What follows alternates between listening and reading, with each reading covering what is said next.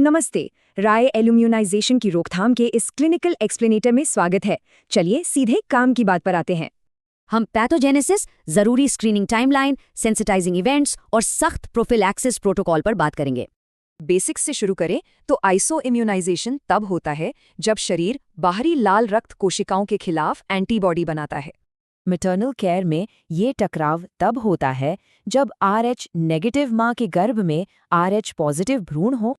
Feto maternal haemorrhage के बाद maternal antibodies placenta पार करके भ्रूण की रेड सेल्स को नष्ट करने लगते हैं।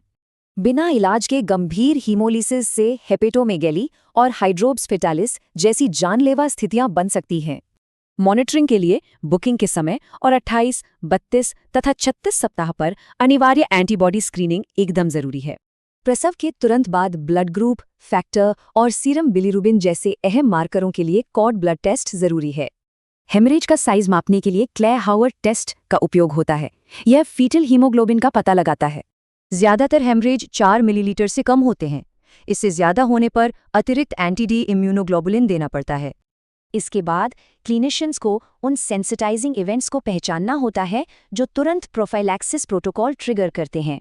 एब्डोमिनल ट्रॉमा और एमनियोसेंटेसिस जैसे बड़े इवेंट्स और इन्वेसिव प्रोसीजर्स में तुरंत क्लिनिकल एक्शन की जरूरत होती है।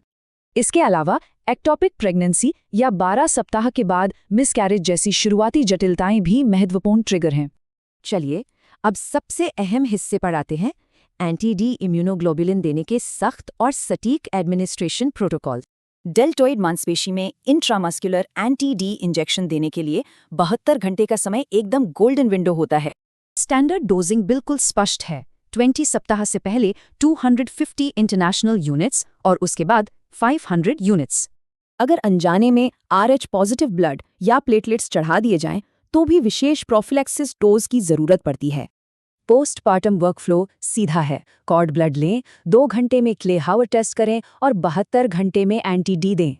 इन प्रोटोकॉल्स के साथ बड़ा सवाल यह है, नई तकनीकें RH मैनेजमेंट के भविष्य को कैसे आकार देंगी? फीटल DNA टेस्टिंग सीधे भ्रूण का RH स्टेटस बता सकती है, जिससे बहुत ही टारगेटेड प्रोफिलैक्सिस संभव है। जो प्रेगनेंसी पहले से सेंसिटाइज्ड हैं, उनमें बीमारी की गंभीरता नापने के लिए लाइली कर्व जैसे टूल्स अहम हैं।